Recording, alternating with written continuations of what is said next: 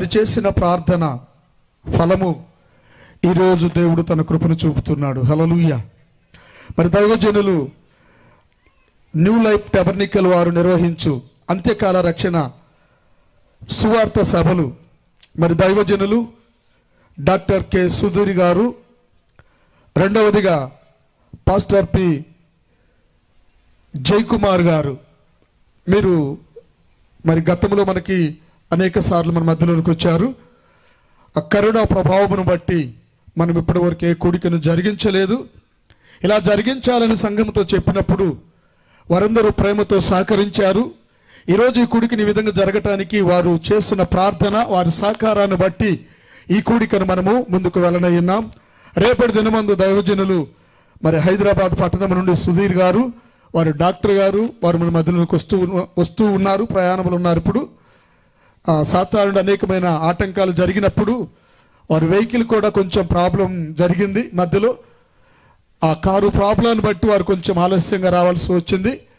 మరి కాబట్టి ఈరోజు మనతో దైవజనులు మరి ప్రార్థించి పేపర్లో ప్రకటించబడిన రీతిగా జయకుమార్ గారిని ప్రేమతో నేను ఈ స్థలానికి ఆహ్వానిస్తూ ఉన్నాను. వారికి నేను ఈ సమయాన్ని అప్పగిస్తూ ఉన్నాను. Praise the Lord. హల్లెలూయా. దేవుని నామానికి మహిమ కలుగును గాక. కూడి వచ్చిన ప్రభునందు సహోదరి సహోదరులందరికీ కూడా ప్రభు యేసుక్రీస్తు నామంలో నా యొక్క వందనాలు తెలియజేస్తూ ఉన్నాను. అలాగే ప్రేమతో నన్ను ఆహ్వానించి సమయాన్ని నాకు అనుగ్రహించినటువంటి దైవజనులు మరి పాస్టర్ కేఫరాజు గారికి కూడా ప్రత్యేకంగా ప్రభు యేసుక్రీస్తు నామంలో నా ప్రత్యేకమైన వందనాలు తెలియజేస్తున్నాను. అలాగే వేదిక మీద ఉన్నటువంటి దైవజనులు, మరి పిడుగురాల ప్రాంతాల్లో పరిచయం చేస్తున్నటువంటి దైవ సేవకులు పాస్టర్ మ్యాథ్యూస్ గారిని బట్టి కూడా వందనాలు తెలియజేస్తున్నాను దేవునికి, వారికి కూడా కృతజ్ఞతలు. అలాగే మరి పొలాల చెరువు ఆ ప్రాంతంలో పరిచయం చేస్తున్నటువంటి దైవజనులు మరి కిరణ్ గారు కూడా మన మధ్యలో ఉండటం చాలా సంతోషం. వారికి కూడా నా ప్రత్యేకమైనటువంటి వందనాలు తెలియజేస్తూ ఉన్నాను. మరి వెలవడం నుండి దేవుడు నాకు అనుగ్రహించినటువంటి సంఘం నుండి కూడా మీ అందరికీ కూడా శుభములు ప్రభు యేసుక్రీస్తు నామములో తెలియజేస్తున్నాను. మరి దినం నాతో కలిసి మరి నా భార్య, నా పిల్లలు, అలాగే సంఘంలో ఉన్నటువంటి బిడ్డలు కూడా యవనస్తులు కిరణ్ తేజ, అలాగే కోటి వాళ్ళు కూడా మాతో పాటు కలిసి ఇక్కడికి రావడాన్ని బట్టి నేను చాలా సంతోషిస్తున్నాను. దేవుడు వారిని కూడా దీవించును గాక. ఆమేన్. హల్లెలూయా. ఎంతమంది సంతోషిస్తున్నారు ఈ రాత్రి? సరే, మనం అందరం ఒకసారి లేచి నిలబడినట్లయితే ప్రార్థన చేసుకుందాం. ప్రతి ఒక్కరం కూడా హృదయపూర్వకంగా ఈ రాత్రి ప్రభువా నాతో మాట్లాడు ప్రభువా, నువ్వు మాట్లాడితే నేను జీవిస్తాను నాయన. మనుషుడు రొట్టె వలన మాత్రమే కాదు కానీ ప్రభువా, దేవుని నోట నుండి వచ్చి ప్రతి మాట వలన జీవించునని నీ లేఖనము సెలవిస్తూ ఉన్నది.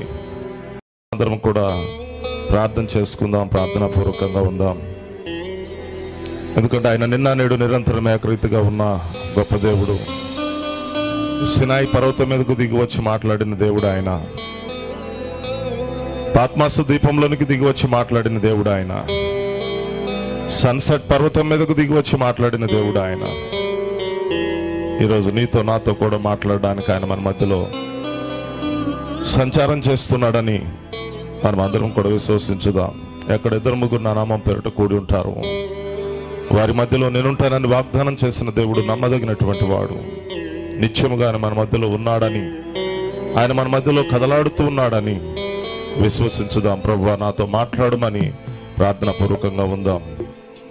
ఏడాత్మల సమూహంతో బలిష్ఠుడైన దూతగా, అగ్నిస్తంభముగా, మేఘస్తంభముగా ఆయన మన మధ్యలో కదలాడుతున్నాడని మనం అందరం కూడా విశ్వసించుదాం. ప్రభువా నాతో మాట్లాడమని ప్రార్థన చేసుకుందాం. మహాపరిశుద్ధుడా, మహాగణుడా, మహోన్నతుడా, సర్వాధికారి, సర్వశక్తిమంతుడా, జీవము కలిగిన మా దేవా, జీవాధిపతి, నీకే వందనాలు, స్తోత్రాలు, స్తుతులు చెల్లిస్తున్నాను నాయన. నీ అపారమైన ప్రేమను బట్టి దినం మాకు మీరు అనుగ్రహించినందుకు వందనాలు. ఈ రాత్రి మా ప్రియమైన సహోదరులు నీ దాసులు కేఫరాజు గారిని సంఘాన్ని మీరు ప్రేరేపించి పురుగొల్పి ప్రభువా, ఈరోజు రేపు 2 దినాలు ప్రత్యేకముగా ఈ యొక్క అంత్యకాల రక్షణ సువార్త కూడికలను ఏర్పాటు చేయడానికి మీరు కృప చూపించిన విధానాన్ని బట్టి మీకు ఎంతో వందనాలు చెల్లిస్తున్నాను అయ్యా. ఇప్పటి వరకు పాటలు పాడి మీ నామాన్ని మహింపరచడానికి మీరు కృప చూపించినందుకు వందనాలు ప్రభువా. ఎందుకంటే నువ్వు యోగ్యుడవు నాయన, నువ్వు అర్హుడవు ప్రభువా, నువ్వు స్తుతినందు తగిన దేవుడవు ప్రభువా. నువ్వు చూపిన ప్రేమకు ప్రతిగా మేమేమిచ్చినా మీ రుణం తీర్చుకోలేము. ఈ రాత్రి మరొకసారి ప్రభువా, నీ వాక్యం కొరకు ప్రభువా మేమందరం కూడి ఉన్నాం దేవా. నీ దాసుడైన నన్ను నీ చేతులకు అప్పగిస్తున్నాను ప్రభువా. అయ్యా, నీ సులువు చాటున నన్ను మరుగుపరచండి ప్రభువా, నన్ను రంగం మీద నుంచి తొలగించండి ప్రభువా. మీరే నాయన రంగం మీదకి వచ్చి మా అందరితో మీరు మాట్లాడండి. ఈ స్థలమును మీ స్వాధీనం తీసుకొని ఆయన, ఈ ప్రాంగణాన్ని మీ స్వాధీనం తీసుకొని ఆయన, నీకు విరోధముగా పనిచేసే ప్రతి ఆత్మను దూరపరచును ఆయన. కేవలం నీ ఆత్మని మా మధ్యలో కదలాడనివ్వు ప్రభువా. ఎవరెవరు ఎలాంటి అవసరంతో ఉన్నారో నాకు తెలియదు, కానీ ప్రతి వారి యొక్క అవసరత ఎరిగిన దేవుడు నీవు నాయన. మీరే రంగం మీదకి వచ్చి ప్రభువా నీ ఆత్మ ద్వారా ప్రభు ప్రతి అవసరతను కూడా మీరు తీర్చమని వేడుకొంచున్నాను. నిత్యముగా జగదుత్పత్తి కంటే ముందుగా భూమికి పునాదులు వేయబడక మునిపే గొర్రెపిల్ల జీవ గ్రంథంలో ప్రభువా ఎవరి పేర్లైతే మీరు వ్రాసారో ప్రభువా, నిజంగా నాయన ఆ యొక్క గొర్రెపిల్ల జీవ గ్రంథంలో రాయబడినటువంటి ప్రతి ఒక్కరు కూడా ప్రభువా నీ స్వరమును విందురుగాక ప్రభువా, నీ స్వరమునకు లోబడుదురుగాక ప్రభువా, నీ స్వరమును వెంబడించుదురుగాక ప్రభువా. నిత్యముగా నాయన మీరు కృప చూపించండి నాయన. అయ్యా, మీరు సహాయం చేయండి. ఈ రాత్రి ఒక రోగికి స్వస్థత కలుగునట్లు, ఒక బలహీనుడు బలం పొందినట్లు, కృంగినవాడు లేవనెత్తబడినట్లు, ఒక రక్షణ లేని వ్యక్తి రక్షణ పొందుకోగలిగినట్లు ప్రభువా మీరే సహాయం చేయండి నాయన. నీ వధువుగా నీ వాక్యంతో అలంకరించబడి నీ రాకడకు ఒక ఆయుధపడినట్లుగా కూడా మీరే కృప చూపి మీరే సహాయం చేసి మహిమ ఘనత ప్రభావములు మీరు పొందుకోమని, నీకు విరోధముగా వ్యతిరేకంగా పనిచేసే ప్రతి ఆత్మను ప్రభువైన యేసుక్రీస్తు నామములో దూరపరచమని, అల్పుడు నాయన నన్ను కూడి ఉన్న ప్రతి ఒక్కరిని కూడా ప్రభువా మీ దయగలిగిన హస్తాలకు సమర్పించుకుంటూ ప్రభువైన యేసుక్రీస్తు నీ శక్తి కలిగిన నామమున ప్రార్థించి అడిగి వేడుకొంచున్నాను. ఆమేన్, ఆమేన్. మనమందరం అలాగూ లేచి నిలబడి ఉండగా పరిశుద్ధ గ్రంథంలో ఒక చిన్న వాక్య భాగాన్ని చదువుకుందాం. మరింత మీటింగ్ ఏర్పాటు చేసి ఇక్కడ చెప్పే వాక్యం చెప్పే స్థలంలో లైట్ లేకపోవడం చాలా బాధాకరమైన విషయం. ఎందుకంటే చెప్పాల్సింది వాక్యమే కదా, అవునంటారా కాదంటారా? దేవునికి స్తోత్రం కలుగును గాక. రేపన్న అరేంజ్ చేయండి. సరే, ఎనీహౌ ఈ సమయంలో ఒక చిన్న వాక్య భాగం చదువుకుందాం. లూకాసు వార్త 19వ అధ్యాయము 41వ వచనం నుండి 43వ వచనం వరకు కలిగిన లేఖన భాగాన్ని చదువుకుందాం. లూకాసు వార్త 19వ అధ్యాయము 41వ వచనం నుండి 43వ వచనం వరకు చదువుకుందాం. ఆయన పట్టణమునకు సమీపించినప్పుడు దాన్ని చూచి దాని విషయమై ఏడ్చి, నీవును ఈ నీ దినమందైనను సమాధాన సంబంధమైన సంగతులను తెలుసుకొని నీ ఎడల నీకెంతో మేలు, కానీ ఇప్పుడు అవి నీ కనులకు మరుగు చేయబడి ఉన్నవి. ప్రభువు నిన్ను దర్శించిన కాలము నువ్వు ఎరగకుంటివి కనుక నీ శత్రువులు నీ చుట్టూ గట్టు కట్టి ముట్టడి వేసి అన్ని ప్రక్కలను నిన్ను అరికట్టి నీలోనున్న నీ పిల్లలతో కూడా నిన్ను నేల కలిపి నీలో రాతి మీద రాయి నిలిచి ఉండనియని దినములు వచ్చునని చెప్పెను. దేవుడు ఈ చదవబడినటువంటి వాక్యము మన వినికిడిలో దీవించి ఆశీర్వదించునుగాక. ఆమేన్. అందరు దయచేసి కూర్చుందాం. మరొకసారి సాటిలేని మన ప్రభువైన యేసుక్రీస్తు నామంలో ఈ 2 దినాల అంత్యకాల రక్షణ సువార్త కూడికల్లో పాలిపంపులు పొందడానికి వచ్చినటువంటి సహోదరి సహోదరులందరికీ ప్రభువైన యేసుక్రీస్తు నామంలో నా యొక్క వందనాలు తెలియజేస్తున్నాను. దేవుడు మిమ్మల్ని కూడా దీవించునుగాక. మరొకసారి దైవజనులు కేఫరాజు గారికి నా ప్రత్యేకమైనటువంటి వందనాలు. ఇక్కడ ఉన్నటువంటి ఆర్కెస్ట్రా వారికి, సౌండ్ సిస్టమ్ వారికి, అందరికీ ఈ శబ్దయంత్రం ద్వారా దేవుని మాటలు ఆలకిస్తున్నటువంటి వారికి, ప్రత్యేకంగా సరికొండపాలెము గ్రామ ప్రజలందరికీ కూడా ప్రభు అయిన యేసుక్రీస్తు నామములో నా ప్రత్యేకమైనటువంటి వందనాలు తెలియజేస్తా ఉన్నాను. దేవునికి స్తోత్రం కలుగును గాక. ఎంతమంది సంతోషిస్తున్నారు ఈ రాత్రి ఇక్కడ ఉండడాన్ని బట్టి? ఎంతమంది ఆనందిస్తూ ఉన్నారు? ఈ గ్రామానికి నేనేమి పరిచయం లేని వ్యక్తిని కాదు. ఈ గ్రామానికి నేను చాలా సార్లు రావడం జరిగింది. ఇదే స్థలంలో 2 సార్లు నేను వాక్యం చెప్పడం కూడా జరిగింది. మీలో చాలామంది నన్ను చూసి ఉండొచ్చు, నన్ను ఎరిగి ఉండొచ్చు. కానీ మరి కొంతమందికి నేను తెలిసి ఉండకపోవచ్చు. అయితే ప్రియమైనటువంటి సోదరులారా, ఏది ఏమైనప్పటికీ మనమందరము కూడా ఇక్కడ దేవుని యొక్క వాక్యాన్ని వినడానికి చాలా ఆశతో మనం వచ్చి ఉన్నాం. మరి నిజంగా ఈ రాత్రి దేవుడు మనతో మాట్లాడడానికి చాలా సిద్ధంగా ఉన్నారు. ఎంతమంది సంతోషిస్తూ ఉన్నారు ఈ రాత్రి? దేవా నాతో మాట్లాడాలని ఎంతమంది ఆశపడుతూ ఉన్నారు? ఈ కాలానికి దేవుడు పంపినటువంటి ప్రవక్త ఒక మాట అన్నాడు. ఈ స్థలంలోనికి వచ్చినటువంటి వ్యక్తి, దేవుని సన్నిధిలోనికి వచ్చినటువంటి వ్యక్తి ఏమవుతాడంటే, అయితే అత్యంత పరిశుద్ధుడిగా మారతాడంట, లేకపోతే అత్యంత అపరిశుద్ధుడిగా మారతాడంట. ఖచ్చితంగా రెండిట్లో ఏదో ఒకటి జరగాలి. ఊరికే మాత్రం ఏది పోవడానికి వీల్లేదు. అయితే ఒక గొప్ప మార్పు అన్న జరగాలి, లేకపోతే ఒక గొప్ప తిరుగుబాటుదారుడు అన్న అయిపోతాం అన్నమాట. కానీ నా ప్రార్థన ఏంటంటే, మీరందరూ కూడా పరిశుద్ధులుగా మార్చబడాలన్నదే నా కోరిక. దేవునికి స్తోత్రం కలుగును గాక.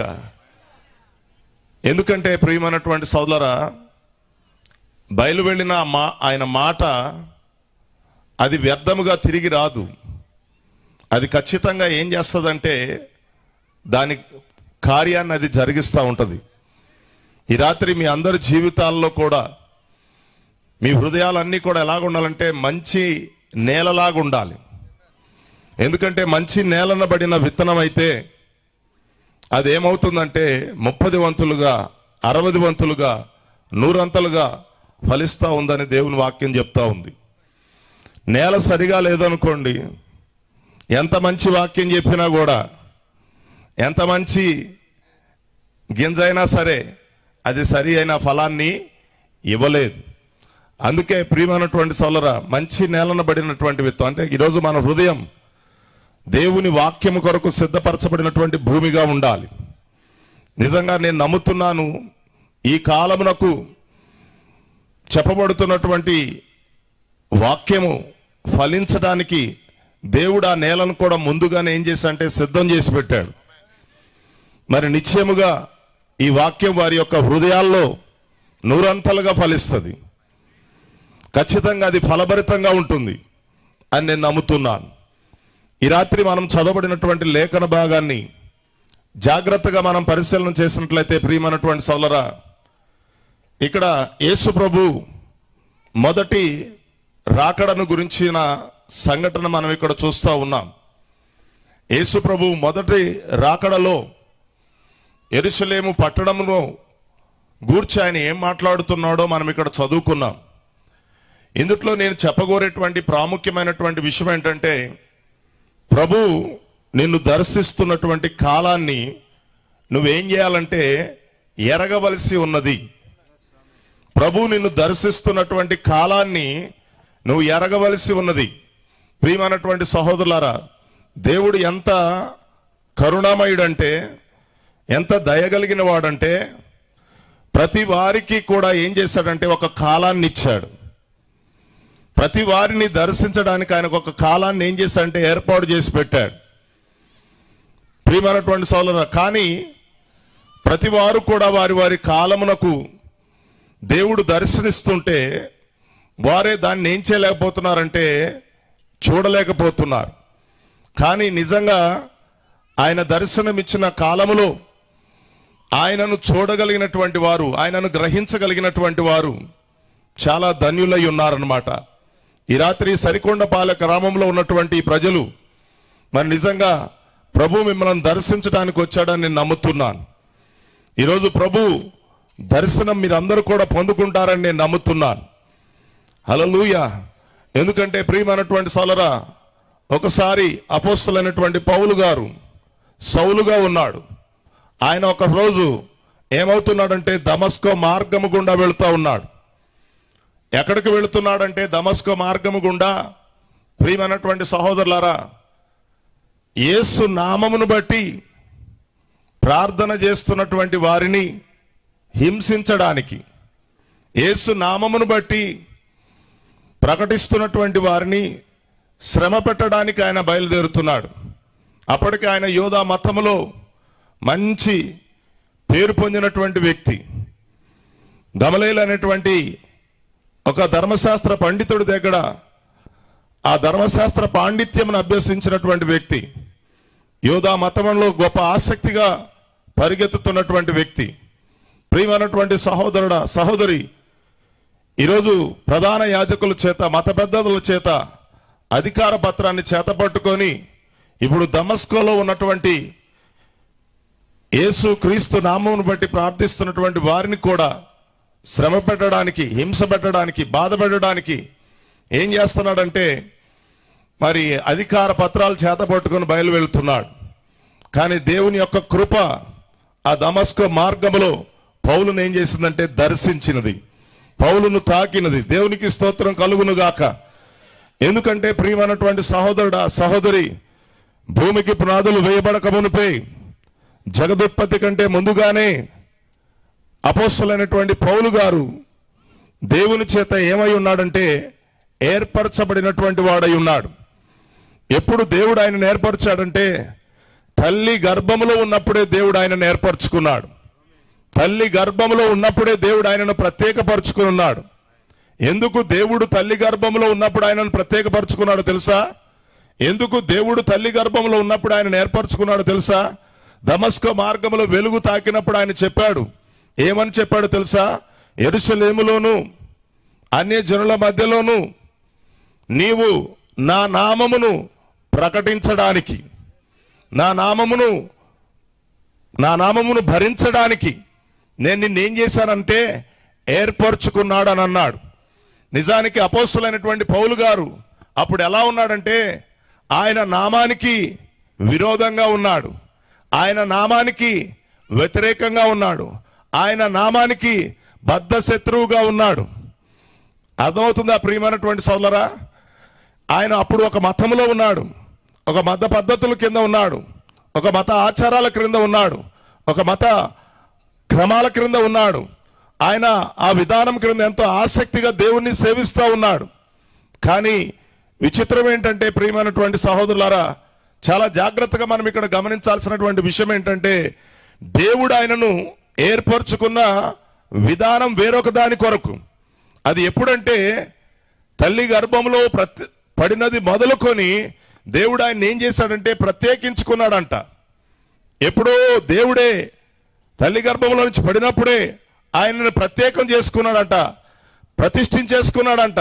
ఇదిగో నువ్వు పెరిగి పెద్దవాడవై నువ్వు నా నామాన్ని ఏం చేయాలంటే ప్రకటించాలి, నా నామాన్ని నువ్వేం చేయాలంటే భరించాలి అని దేవుడు ఏం చేశాడంటే అపోస్తలుడైనటువంటి పౌలును సౌలుగా మతములో ఉన్నప్పుడు నిజంగా మత పద్ధతుల కింద బ్రతకడం అనేది దేవుని చిత్తం కాదు. వాటి నుంచి వేరుపరచబడి ఆ నామాన్ని ప్రకటించడం అనేది, ఆ నామాన్ని భరించడం అనేది అది దేవుని యొక్క చిత్తమై ఉన్నది. దేవునికి స్తోత్రం కలుగును గాక. కాబట్టి ఆ దర్శన సమయము ఒకటి వచ్చింది. ఆ దమస్కో మార్గంలో వెళుతున్నప్పుడు దేవుడు ఆయన ఏం చేశాడంటే కలుసుకున్నాడు. అప్పుడు పౌలు తన జీవితం ఏమైపోయిందంటే యేసుక్రీస్తును ఎరిగాడు. అందుకే యేసే క్రీస్తు అని ఆయన ఏం చేశాడంటే యెరూషలేములోను అన్యజనుల మధ్యను ఏం చేశాడంటే సాక్ష్యం ఇచ్చాడు. ఒకప్పుడు ఏ యేసుక్రీస్తు నామమును గురించి ఆయన విరోధంగా ఉన్నాడో, ఏ యేసుక్రీస్తు నామమును గురించి ఆయన వ్యతిరేకంగా ఉన్నాడో, ఆ యేసుక్రీస్తు నామమును ఇప్పుడు ఆయన ఏం చేస్తున్నాడంటే ప్రకటిస్తూ ఉన్నాడు. ఆ నామమును భరిస్తూ ఉన్నాడు, ఆ నామము కొరకు శ్రమ పడుతున్నాడు, ఆ నామము కొరకు ఏం చేస్తున్నాడంటే ప్రయాసపడుతున్నాడు.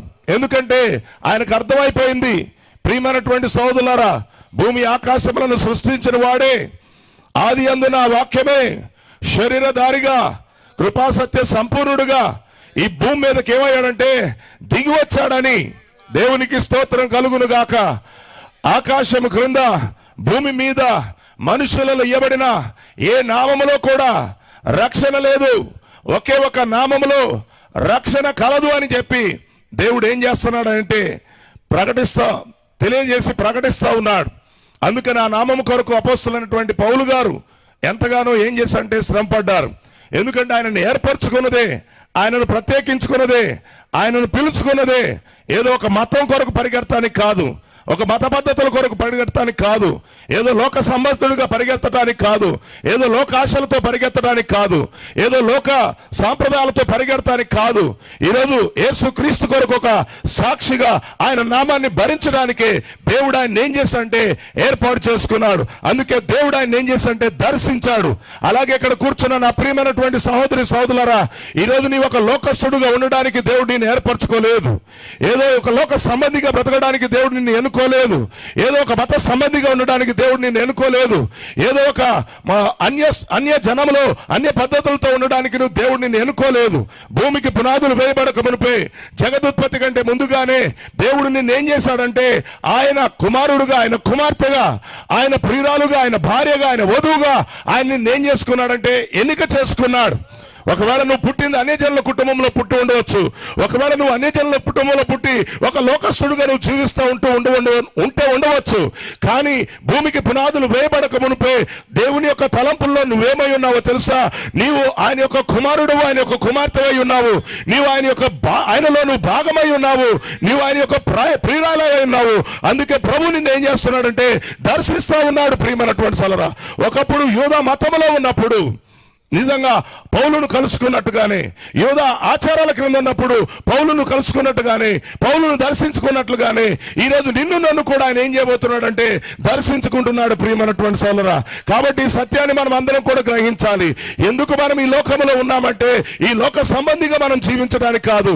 ఒకవేళ మనం పుట్టిన కుటుంబం ఏదైనా కావచ్చు, మనం పుట్టిన నేపథ్యం ఏదైనా కావచ్చు, మనము తాత ముత్తాతల నుంచి ఎలాంటి ఆచార సాంప్రదాయాల కిందైనా మనం ఉండవచ్చు. కానీ దేవుని యొక్క తలంపులు, దేవుని యొక్క ఆలోచనలో భూమికి పునాదులు వేయబడక మునిపే ఆయన తన కుమారుడుగా, తన కుమార్తెగా ఆయన నిన్ను నన్ను ఏం చేశాడంటే ఎన్నిక చేసుకుని ఉన్నాడు. గట్టిగా దేవునికి స్తోత్రం చెబుతాం. హల్లెలూయా. అందుకే ఇప్పుడు దేవుడు నిన్ను ఏం చేస్తున్నాడంటే దర్శిస్తా ఉన్నాడు. ప్రభు నిన్ను దర్శించినటువంటి కాలాన్ని నువ్వేం చేయాలంటే ఎరగవలసి ఉన్నది. ఎందుకంటే చాలా మందికి ఈ విషయాలు అర్థం కావట్లేదు. ప్రియమైనటువంటి సోదరా, ఇక్కడ మనం చూసాం యెరూషలేం అనేది దేవుని యొక్క పట్టణం. యెరూషలేం అనేది ప్రియమైనటువంటి సోదరా దేవుని ప్రజలు నివసించేటువంటి పట్టణం. దేవుని ప్రజలు ఆరాధించుట కొరకు దేవుడు ఒక మందిరాన్ని ఆ యెరూషలేములో ఏం చేశాడంటే కట్టినట్లుగా మనం గమనిస్తూ ఉన్నాం. అయితే ఇక్కడ మనం గమనించాల్సిన విషయం ఏంటంటే ఆ యెరూషలేము ఇప్పుడు రోమా బానిసత్వంలో ఉంది, రోమా ఏలుబడిలో ఉంది, రోమా ఆధిపత్యంలో ఉంది. ఇప్పుడు ఆ యెరూషలేములో ఉన్నటువంటి దేవుని యొక్క పిల్లలు కూడా ఇప్పుడు రోమీల యొక్క ఆధిపత్యం క్రింద ఉన్నారు.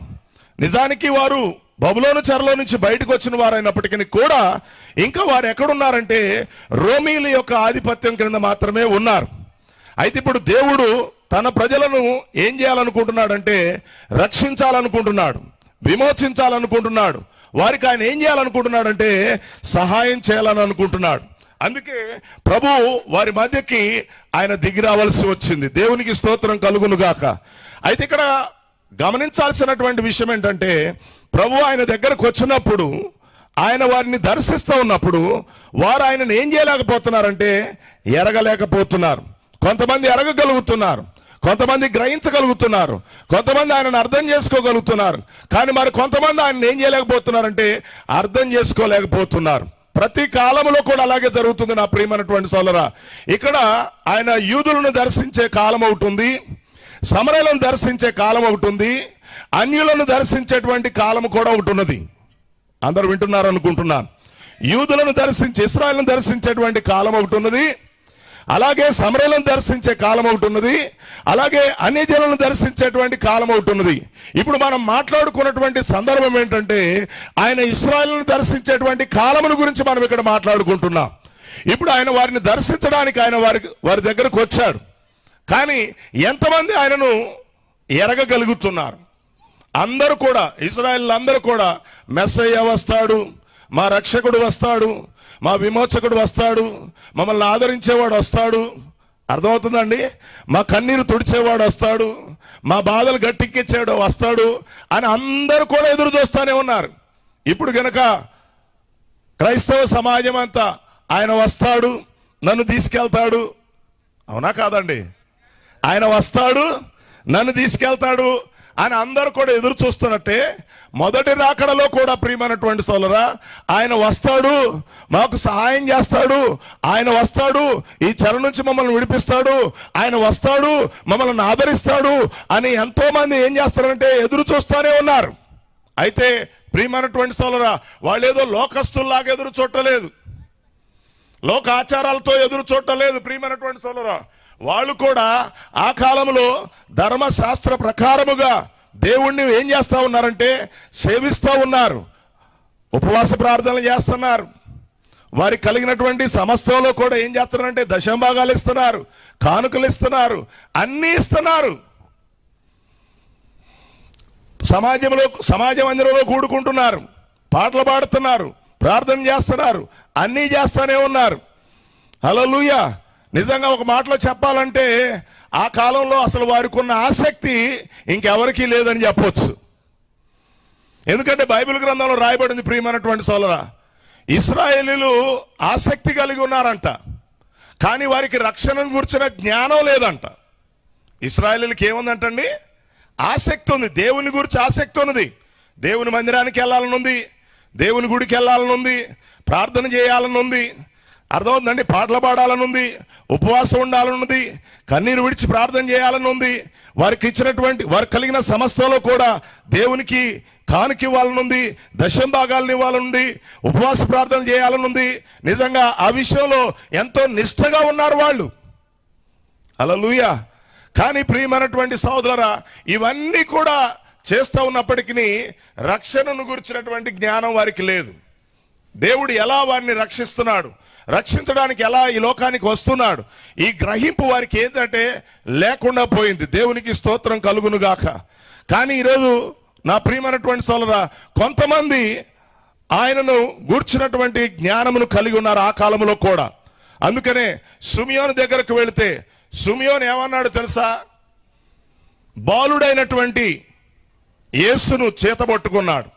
మనందరికీ తెలుసు, ఆయన పుట్టినప్పుడు ఆయనకు ఆ మరియమ్మ యోసేపులు సున్నతి చేయడానికి దేవుని మందిరానికి ఆయన తీసుకొని వెళ్ళినప్పుడు, అర్పణ అర్పించడానికి, ఆ శుద్ధ దినాలు జరిగించడానికి ఆయనను తీసుకొని వెళ్ళినప్పుడు, అప్పుడు పరిశుద్ధాత్మ చేత సిమియోను ఏమయ్యాడంటే దేవాలయంలోనికి నడిపించబడ్డాడు. ఇప్పుడు ఎంతోమంది పిల్లలు బారులు తీరు లైన్లో నిలబడ్డారు అర్పణలు అర్పించడానికి. కానీ ఈ సిమియోను పరిశుద్ధాత్మ ద్వారా ఎక్కడికి నడిపించబడ్డాడంటే మరియ యొద్దకు, మరియ చేతిలో ఉన్నటువంటి ఆ యొక్క బిడను తీసుకొని ప్రభువుని ఏం చేస్తున్నాడంటే స్తుతిస్తా ఉన్నాడు. ఏమని? నాదా సత్యస్వరూపి, ఇప్పుడు నీ దాసుణ్ణి సమాధానముతో పోనిస్తున్నావు. దేవునికి స్తోత్రం కలుగును గాక. ఎలా వెళ్తున్నాడండి ఆయన? ఇప్పుడు సమాధానంగా వెళ్ళిపోతున్నాడంట. వృద్ధాప్యంలో ఉన్నటువంటి సిమియోను ఎంత నెమ్మదిగా వెళ్ళిపోతున్నాడు, ఎంత సమాధానంగా వెళ్ళిపోతున్నాడు. ఎందుకండి ఆయనకంత సమాధానం? ఎందుకండి ఆయనకంత నెమ్మది? ఎందుకు ఆయన అంత సమాధానంతో వెళ్ళిపోతున్నాడు? ఇప్పుడు ఆయన ఎవరిని చూచాడంటే ప్రియమైనటువంటి సోదరులారా, రక్షకుడిని ఆయన కన్నులారా చూశాడు. హల్లెలూయా. రక్షకుడిని ఆయన ఎలా చూశాడండి? కన్నులారా చూశాడు. ఎలా ఉన్నాడు ఆయన? బాలుడుగా ఉన్నాడు, ఒక శిశువుగా ఉన్నాడు. ఆ శిశువుగా ఉన్న ఆయనను చూసి ఇప్పుడు ఆయనను ఏమన్నాడంటే రక్షకుడు అని అంటున్నాడు. దేవునికి స్తోత్రం కలుగును గాక. అమ్మ, అందరికి అర్థమవుతుందా? ఎవరైనా ఒక పిల్లోడిని పట్టుకొని ఇప్పుడు రేపు పెద్ద ఇంజనీర్ అవుతారు, రేపు పెద్ద డాక్టర్ అవుతాడు, లేకపోతే ఈ సరికొండ పాలనకి ప్రెసిడెంట్ అవుతాడు, లేకపోతే ఈ సరికొండపాలెం ప్రజలందరికీ ఒక గొప్ప అండగా ఉంటాడని ఎవరైనా మాట్లాడుతూ ఉంటే చూడ్డానికి ఎలా ఉంటుందంటే నవ్వులాటగా ఉంటుంది ప్రియమైనటువంటి సోదరులారా. కానీ ఈరోజు ఈ సిమియోను అనేటువంటి ఆయన ఈ చిన్న బాలుడిని ఎత్తుకొని ఏమంటున్నాడంటే, నా తండ్రికి ప్రార్థన చేస్తున్నాడు, నాదా సత్యస్వరూపి నీవు నన్ను సమాధానంతో పోనిస్తున్నావు అని అన్నాడు. అంటే ఇప్పుడు ఆయన చూడగలిగాడు, మా రక్షకుడు మమ్మల్ని ఏం చేయడానికి వచ్చాడంటే దర్శించడానికి వచ్చాడు. ఎందుకంటే యెషయా కొన్ని వందల సంవత్సరాల క్రితమే ప్రవచించాడు ఏమని, కన్యక గర్భవతి అయి కుమారుణ్ణి కంటుంది, ఆయన తన ప్రజలను వారి పాపముల నుండి ఆయన ఏం చేస్తాడంటే విడిపిస్తాడు, రక్షిస్తాడు అని చెప్పేసి నిజంగా యెషయా అనేక వందల సంవత్సరాల క్రితమే ప్రవచించాడు. నిజంగా ప్రియమైనటువంటి సోదరులారా, ఆ ప్రవచనం యొక్క నెరవేర్పు ఇప్పుడు సిమియోను ఏం చేయగలుగుతున్నాడంటే చూడగలుగుతున్నాడు. ప్రభు నిన్ను ఎలా దర్శిస్తున్నాడు, ప్రభు నిన్ను ఎలా కలుసుకుంటున్నాడు, ప్రభు ఎలా నీ దగ్గరకు వస్తున్నాడు, నువ్వు దాన్ని నువ్వు ఏం చేయాలంటే ఎరగవలసినటువంటి అవసరం ఉన్నది. ఏదో నేను ప్రార్థనకి వెళ్తున్నాను, నేను గుడికి వెళ్తున్నాను, నేను కానుకలు ఇస్తున్నాను, నేను దశమ భాగాలు ఇస్తున్నాను, నేను ఉపవాస ప్రార్థనలు చేస్తున్నాను, మంగళవారం ప్రార్థనలకు వెళ్తున్నాను, మంచిదే. నా ప్రియమైనటువంటి సహోదరుడా సహోదరి, ఈరోజు మనం చాలా జాగ్రత్తగా వినండి. ప్రభు నిన్ను దర్శిస్తున్నటువంటి విధానం ఏమిటో నువ్వేం చేయాలంటే ఎరగవలసినటువంటి అవసరత నీకున్నది. ఎందుకంటే ఆ కాలంలో ఎంతో మంది ఆ రక్షకుడు కొరకు కనిపెడుతున్నారు, ప్రభు మమ్మల్ని దర్శిస్తాడని ఎదురు చూస్తూ ఉన్నారు. ఇశ్రాయేలు ప్రజలు ఎంతో కనిపెడుతూ ఉన్నారు, సమాజ మందిరాలకు వెళుతున్నారు, ధర్మశాస్త్రాన్ని ధ్యానిస్తున్నారు, పెద్దలు మతబోధకులు ధర్మశాస్త్రాన్ని బోధిస్తున్నారు, క్షుణ్ణంగా దాన్ని అభ్యసిస్తున్నారు. 3 దినాలు 3 పూటల ప్రార్థనలు చేస్తున్నారు, 7 మార్లు స్తుతి చేస్తున్నారు, ఉపవాస ప్రార్థన చేస్తున్నారు, సోపులో జీలకర్రలో పుదీనాలో దశమ భాగాలు ఇస్తూ ఉన్నారు. వింటున్నారా ప్రియమైనటువంటి సోదరా? కానీ ఇప్పుడు వాళ్ళకి ఏం అర్థం కావట్లేదంటే ప్రభు వాళ్ళను దర్శిస్తున్నాడన్న సంగతి వాళ్ళకి అర్థం కావట్లేదు, ప్రభు వారి దగ్గరకు వచ్చాడన్న సంగతి వారికి ఎరగట్లేదు. దేవునికి స్తోత్రం కలుగును గాక. అందుకే కానీ ఈరోజు సిమియోను ఏం చేయగలిగాడంటే ప్రభు తన దగ్గరకు వచ్చాడన్న సంగతి ఆయనకి ఏమైందంటే అర్థమైంది. నా రక్షకుడు నన్ను దర్శించాడన్న సంగతి ఆయనకి ఏమైందంటే అర్థమైంది. గట్టిగా ప్రభుకు స్తోత్రం చెప్దాం. హల్లెలూయా. చూడండి ప్రియమైనటువంటి సోదరా, ఆయన ఎలా రావాల్సి ఉందో అలాగా ఆయన ఈ లోకానికి వస్తున్నాడు. కన్యక గర్భాన్ని లోకానికి రావాలి, స్త్రీ సంతానం ఈ లోకానికి రావాలి, బెత్లెహేములో పుట్టాలి, ఆయన గాడిద పిల్లనెక్కి రావాలి. నిజంగా ఇలాగూ ఆయనను గురించి ప్రవచించబడినటువంటి ప్రవచనాల ప్రకారంగా ఎలా తన ప్రజలను దర్శిస్తానని చెప్పాడో అలాగే ఆయన తన ప్రజలను ఏం చేస్తున్నాడంటే దర్శించడం ప్రారంభిస్తున్నాడు. హల్లెలూయా. కానీ ఆ ప్రజలు వారికి ఆయన దర్శనం ఇస్తున్నప్పటికీ కూడా ఆ కాలం వచ్చింది, వారు ఆయనను చూడవలసిన సమయం వచ్చింది, అయినా వారు ఆయన ఏం చేయలేకపోతారంటే చూడలేకపోతా ఉన్నారు. దేవునికి స్తోత్రం కలుగును గాక. చూడండి, అసలు ఆయన పుట్టకనక మునిపే ఆయన వస్తాడని ఆయనను గురించి సాక్ష్యం ఇచ్చేటువంటి ఒక మనిషిని కూడా నేను పంపిస్తానని చెప్పాడు.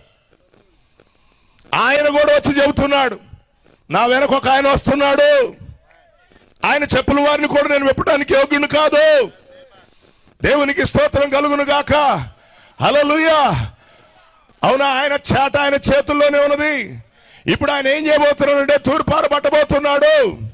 ఇదిగో గొడ్డలి చెట్ల వేరును ఉంచబడి ఉన్నది, ఫలించిన ప్రతి చెట్టు కూడా నరకబోబడుతుంది.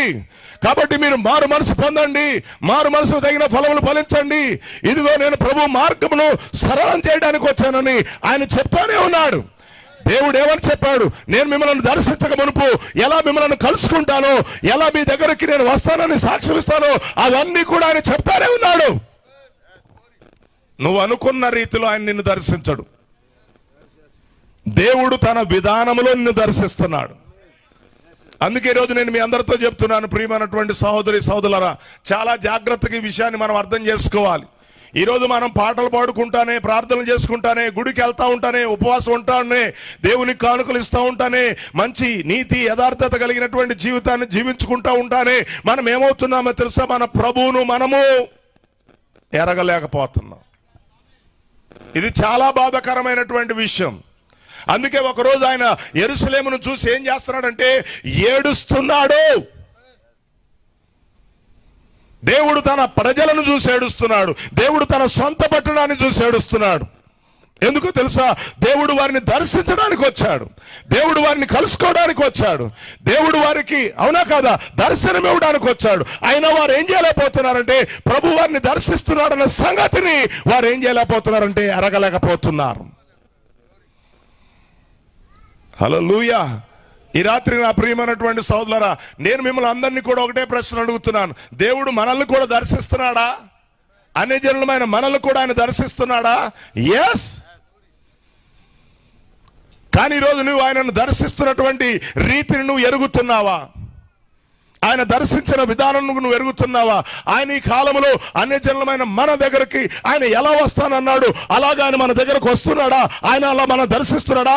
ఆయన అలా మనతో మాట్లాడుతున్నాడా? నిజంగా మనం ఆయనను చూడగలుగుతున్నామా? ఈరోజు ప్రశ్న వేసుకోవాలి. ఇద్దరు దొంగల మధ్యలో ఆయన ఎలాడబడుతున్నాడు. ఎవరు? యేసు ప్రభు మొదటి రాకడలో ఇద్దరు దొంగల మధ్యలో ఏం చేస్తున్నాడు? ఆయన ఏలాడబడుతున్నాడు. ఏలాడబడుతూ ఉంటుంటే అందరూ ఆయనను చూసి ఏం చేస్తున్నారంటే అపహాస్యం చేస్తున్నారు, గేలి చేస్తున్నారు, పరిహాసాలు ఆడుతున్నారు. ఓయ్, నువ్వు దేవుని కుమారుడు అని చెప్పుకున్నావుగా, ముందు నిన్ను నీవు రక్షించుకొని మమ్మల్ని రక్షించయ్యా. చూడండి ఎలా ఎగతాళి చేస్తున్నారు. ఎవరైనా వారిని దర్శించడానికి వచ్చిన ఆయన. హల్లెలూయా. ప్రభు వారిని దర్శించడానికి వచ్చాడు. ఇమ్మానుయేల్ అనే మాటకు అర్థం ఏంటంటే భాషాంతరమున దేవుడే వారికి తోడుగా ఉండడానికి వచ్చాడు. ఇప్పుడు వారు ఏం చేస్తున్నారంటే ఆయనను త్రోసివేస్తా ఉన్నారు. దేవునికి స్తోత్రం కలుగును గాక. ఆ శిలువ మార్గం గుండా వెళ్తున్న వాళ్ళందరూ కూడా ఆ శిలువ మార్గం గుండా వెళ్తూ ఉంటుండగా ఆ గొల్గొతా కొండ మీద ఆయన శిలువ మీద వేలాడబడడానికి తీసుకొని వెళ్ళిపోతూ ఆ శిలువ మీద వేలాడబడుతున్న దృశ్యాన్ని చూస్తూ ఆ మార్గం గుండా వెళ్తున్నటువంటి ప్రజలందరూ కూడా ఆయనను చూసంట తలలుసుకుంటూ అంట నవ్వుకుంటూ వెళ్ళిపోతున్నారంట. హల్లెలూయా. ఎందుకంటే వాళ్ళకి అర్థం కావట్లేదు అక్కడ జరుగుతున్న సంఘటన ఏంటో. ఆ దృశ్యం ఏంటో వాళ్ళకి అర్థం కావట్లేదు. ప్రియమైనటువంటి సోదరులారా, ఇంకా వాళ్ళు అక్కడ ఏం చేస్తారంటే అపహాస్యం చేస్తూ ఉన్నారు. అదే సమయంలో ఇద్దరు దొంగల మధ్యలో ఆయన వేలాడుతూ ఉంటే ఆ ఎడమ వైపున దొంగ కూడా ఏం చేస్తున్నాడంటే అపహాస్యం చేయడం ప్రారంభిస్తున్నాడు. ఏమనంటున్నాడు? ప్రియమైనటువంటి సోదరులారా, మనం చాలా జాగ్రత్తగా గమనించాలి. ఏమనంటున్నాడు ఆ ఎడమవైపున దొంగ? నిన్ను నువ్వు రక్షించుకొని మమ్మల్ని కూడా రక్షించవచ్చుగా, నిన్ను నువ్వు కాపాడుకొని మమ్మల్ని కూడా కాపాడవచ్చు కదా ఆయన మాట్లాడుతున్నాడు. కానీ ఆ కుడివైపున దొంగ ఏమన్నాడు తెలుసా? ప్రియమైనటువంటి సోదరులారా, ఆయన ఏమన్నాడో తెలుసా? దేవునికి స్తోత్రం కలుగును గాక. వాడిని గద్దించి ఆయన ఏమన్నాడో తెలుసా? అయ్యా నువ్వు పరిశుద్ధుడు అయ్యా, అయ్యా నువ్వు నీతిమంతుడు అయ్యా, నువ్వు పాపరహితుడు అయ్యా, మేమైతే దొంగలమయ్యా, మేమైతే దుర్మార్గులమయ్యా, మేమైతే ఈ శిక్ష పొందడానికి మేము అర్హులమయ్యా, కానీ నీ శిక్ష పొందడానికి నువ్వు చాలిన వాడు కాదయ్యా. ఆమేన్. ఇప్పుడు ఆయన ఎవరో కుడివైపున దొంగకు అర్థమైపోయింది. దేవునికి స్తోత్రం కలుగును గాక. హల్లెలూయా. కానీ ఎవరికి అర్థం కావట్లేదంటే నిజంగా ఎంతో మంది ప్రజలు గుడిలో కూర్చొని ప్రార్థన చేస్తా ఉన్నారు, సమాజ మందిరాలకు వెళ్ళి అవునా కాదా ధర్మశాస్త్రాన్ని ధ్యానిస్తూ ఉన్నారు. ప్రతి దినము కూడా మోషే గ్రంథమును వాళ్ళు ఏం చేస్తున్నారంటే ఆ ప్రవచనాలను ఏం చేస్తున్నారంటే అనుదినము కూడా ధ్యానిస్తానే ఉన్నారు. కానీ ప్రభు వారిని దర్శిస్తున్నాడన్న సంగతిని వారు ఏం చేయలేకపోతున్నారంటే గ్రహించలేకపోతున్నారు. వింటున్నారా ప్రియమైనటువంటి సోదరులారా? దేవుడు దర్శనమును ఎరగకపోవడం అనేది చాలా ప్రమాదకరమైనటువంటి విషయం. దేవుడు నిన్ను దర్శించిన కాలంలో నీవు ఆయనను గనుక తెలుసుకోకపోతే, నీవు ఆయన గనుక నమ్మకపోతే, నీవు ఆయన గనుక అంగీకరించకపోతే, నీవు ఆయనను స్వీకరించకపోతే, ఆయనకు నీ జీవితాన్ని గనుక నువ్వు సమర్పించుకోకపోతే, నా ప్రియమైనటువంటి సహోదరుడా సహోదరి, నువ్వు చాలా ప్రమాదంలో పడిపోతున్నావు.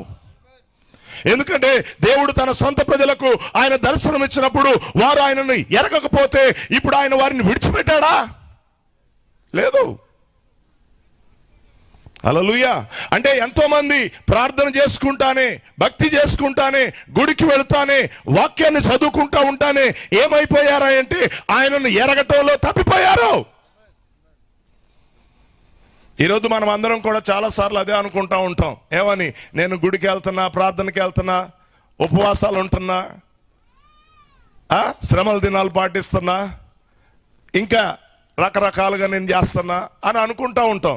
కానీ ఒక దినాన్ని ఏం జరుగుతుందో తెలుసా? ప్రభువా ప్రభువా అని ప్రార్థించు ప్రతివాడు పరలోక రాజ్యంలో చేరడు గాని పరలోకమందున నా తండ్రి చిత్త ప్రకారం చేయువాడే. హల్లెలూయా. ఈరోజు దేవుడు ఆయన చిత్తం ఏమిటో నువ్వు ఎరగకుండా, ఆయన ప్రణాళిక ఏంటో ఎరగకుండా, ఆయన ఆలోచన ఏంటో ఎరగకుండా, ఆయన సంకల్పం ఏంటో ఎరగకుండా, ఆయన ఉద్దేశం ఏంటో ఎక్కడ ఎరగకుండా, ఆయన నిన్ను ఎలా దర్శిస్తున్నాడో ఎరక్కోకుండా ఏదో గుడ్డెది చేలో పడ్డట్టు వెళ్ళిపోతే అంతేనా? కాదండి. దేవునికి స్తోత్రం కలుగును గాక. అందుకే ప్రభు నిన్ను దర్శించినటువంటి కాలాన్ని నువ్వు ఏం చేయాలంటే ఎరగాలి. వాళ్ళు కూడా ప్రభు దర్శనం కొరకే ఎదురు చూస్తున్నారు, కానీ ఆయన వారికి దర్శిస్తున్నాడు, కానీ వారు ఆయన ఏం చేయలేకపోతున్నారంటే ఎరగలేకపోతున్నారు, గ్రహించలేకపోతున్నారు. ఓని వీళ్ళు ఏమైనా సినిమాలకు వెళ్ళేవాళ్ళు అంటే కాదు, వాళ్ళు ఏమన్నా సిగరెట్లు తాగేవాళ్ళు అంటే కాదు, వాళ్ళు ఏమన్నా జోదగాళ్ళు అంటే కాళ్ళు, వాళ్ళు ఏమన్నా వ్యభిచారులా అంటే కాదు. దేవునికి స్తోత్రం కలుగును గాక. ఇవన్నీ కూడా బైబిల్లో ఉన్న సత్యాలు నా ప్రియమైనటువంటి సోదరుడా. ఒక్కసారి మనం అందరం కూడా ఈ సత్యాన్ని ఏం చేయాలంటే గ్రహించవలసినటువంటి అవసరత మనందరికీ ఉన్నది. ఎందుకంటే ఆయన మొదటి రాకడలో ఆయన ఎలా వస్తానని చెప్పాడో, ఎలా వారిని దర్శిస్తానని చెప్పాడో, ఆ చెప్పబడినటువంటి లేఖనాల ప్రకారంగా, ప్రవక్తల ప్రవచనాల ప్రకారంగా, ప్రవక్తల జీవితాలలో ఆయన గురించి చెప్పబడినటువంటి ఛాయల ప్రకారంగా ఆయన ఏమయ్యాడంటే వారిని దర్శించాడు. కానీ వారు ఆయనను కలుసుకొనటం ఏమైపోయారంటే విఫలమైపోయారు. కానీ ఇప్పుడు ఆ కుడివైపునటువంటి దొంగకు ఆయనకి ఏమయ్యాడంటే అర్థమైపోయాడు. ఆయన ఏమన్నాడు తెలుసా? నీవు నీ రాజ్యంతో వచ్చినప్పుడు నన్ను జ్ఞాపకం చేసుకోమని అన్నాడు ఆయన. హల్లెలూయా. ఆయన ఎట్టున్నాడు ఇద్దరు దొంగల మధ్యలో? ఆయన ఒక దొంగలాగా శిక్షపడి, అవునా, మరణానికి అప్పగించబడి కాసేపట్లో ఊపిరిపోతే తీసుకెళ్లి సమాధిలో పడేసేటట్టు ఆయన కనపడుతున్నాడు అక్కడ, దిగంబరుడుగా, వస్త్రహీనుడుగా, ఏమీ లేకుండా, అవునా కాదా? అలాంటి ఆయన పట్టుకొని ఇప్పుడు కుడి పక్కన ఆయన ఏమంటున్నాడు? ఆయన నీవు నీ రాజ్యముతో వచ్చినప్పుడు నన్ను జ్ఞాపకం చేసుకో. దేవునికి స్తోత్రం కలుగును గాక. అంటే ఇప్పుడు ఆయన ఎవరో కుడివైపున దొంగకు అర్థమవుతుంది. ఆయన ఒక రాజు అని, ఆయనకు ఒక రాజ్యం ఉంటుందని, ఆయన తన రాజ్యంతో భూమిని ఎలబోతున్నాడని. వింటున్నారా? అందుకే ఈరోజు నేను మీ అందరితో చెబుతున్నాను ప్రియమైనటువంటి సోదరులారా, అన్ని రాజ్యాలు కూలిపోతాయి. అది ఏ రాజ్యం పేరు పెట్టుకుంటావో పేరుకు పెట్టుకో. నెబుకద్నెజరు కలగన్నాడు 4 లోహాల విగ్రహం, అది 4 లోహములతో తయారు చేయబడిన ప్రతిమది. అది 4 అగ్రరాజ్యాలను చూపిస్తుంది. అది బబులోన్ రాజ్యమునకు, మాదియా పార్శిక రాజ్యానికి, గ్రీకు రాజ్యానికి, రోమా రాజ్యానికి అవి సూచనలుగా ఉన్నాయి. హల్లెలూయా. బబులోన్ రాజ్యం, మాదియా పార్శిక రాజ్యం, గ్రీకు రాజ్యం ఇప్పటికే అవన్నీ కాలగర్భంలో కలిసిపోయినాయి. ఇప్పుడు రోమా రాజ్యం అనేది ఏమవుతుందంటే వేళ్ళూనుకొని పెత్తనాన్ని చలాయించడానికి, ఆ సింహాసనాన్ని అధిరోహించడానికి అది రెడీ అవుతోంది. కానీ ప్రియమైనటువంటి సోదరులారా, దానియేలు చూడండి, నెబుకద్నెజరు ఆ కళల గురించిన దానియేలు చెప్పినట్టు దర్శనం అంటే చేతి సహాయం లేని ఒక రాయి ఆ ప్రతిమ మీద పడిపోయింది, ఆ పాదముల మీద పడిపోయింది. అర్థమవుతుందండి? ఇప్పుడు ఇనుము, వెండి, ఇత్తడి, బంగారము, మట్టి మొత్తం ఏమైపోయినంటే గాల్లో కలిసిపోయినాయి. అంటే ఇప్పుడు ఆ రాజ్యాలన్నీ ఈ రాజుల కాలములోనే ఆయన ఒక రాజ్యాన్ని స్థాపిస్తున్నాడు. ఈ మాట జాగ్రత్తగా అర్థం పెట్టుకోండి ప్రియమైనటువంటి సోదరులారా. అందుకనే ప్రతి రాజ్యం కూలిపోద్ది, ప్రతి రాజ్యం లయమైపోద్ది. ఏ రాజ్యం కూడా శాశ్వతం కాదు.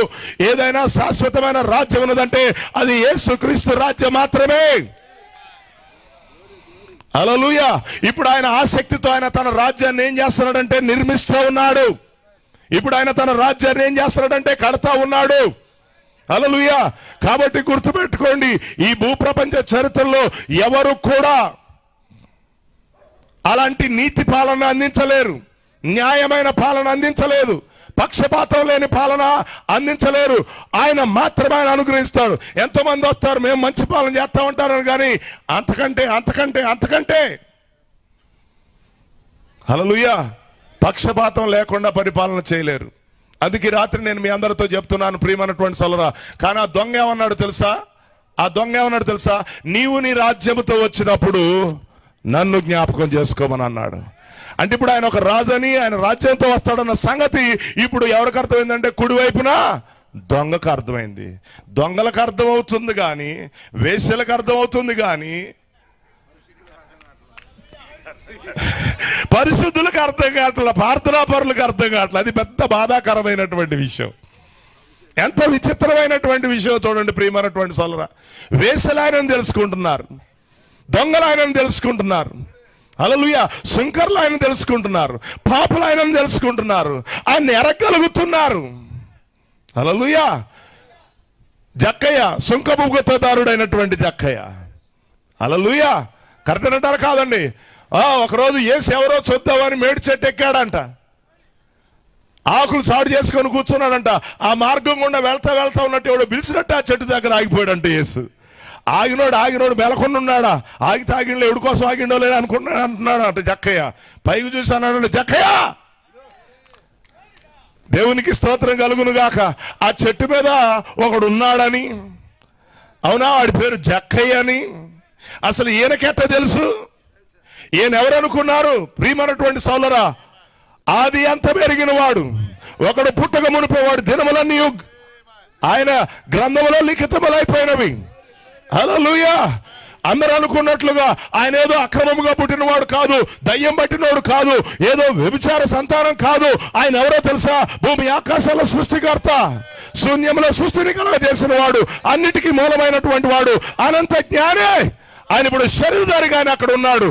అందుకని ఇప్పుడు జక్కయ్య ఎప్పుడైతే ఆయన పేరు పిలిచి నువ్వు కిందకు దిగిరా, నేడు నేను నీ ఇంట ఉండవలసి వచ్చింది, నీకు రక్షణ వచ్చిందని అన్నప్పుడు నిజంగా జక్కయ్య ఫ్లాట్ అయిపోయాడు. హల్లెలూయా. ఆయనను దర్శించిన సమయం ఆయనను ఎరగగలిగాడు. కానీ అక్కడ శాస్త్రులు ఉన్నారు, పరిసయ్యులు ఉన్నారు, సద్దుకాయలు ఉన్నారు, యూదా మత పెద్దలు ఉన్నారు, ఎంతో మంది ఉన్నారు. కానీ వారికి మాత్రం ఆయన్ని ఎరగలేకపోతున్నారు. దేవునికి స్తోత్రం కలుగును గాక. ఈ కాలంలో కూడా అలాగే ఉంది నా ప్రియమైనటువంటి సోదరా. అందుకే ఈరోజు మనం చాలా జాగ్రత్తగా ఉండాలి. ఈరోజు ఆయన యూదులను దర్శించినట్లే, ఇశ్రాయేలును దర్శించినట్లే అన్యజనులమైన మనల్ని కూడా ఆయన దర్శిస్తున్నాడు. అన్యజనులమైన మనకు కూడా ఆయన ఒక కాలాన్ని ఏర్పాటు చేసి పెట్టాడు. ఆయన మనకు ఒక కాలాన్ని ఏం చేస్తాడంటే నియమించి పెట్టాడు. ఆమెను గట్టిగా చెప్దామా? అందుకే ఒక దినమున గ్రీసు దేశస్తులు వచ్చి ఆయన అడిగారు, అయ్యా మేము నిన్ను చూడగోరుతున్నామని అడిగినప్పుడు ఆయన ఏమన్నాడంటే, గోధుమ గింజ భూమిలో పడి చావకుంటే అది ఒంటిగా ఉంటుంది, అది భూమిలో పడి చనిపోతే అది విస్తారంగా ఫలిస్తుంది.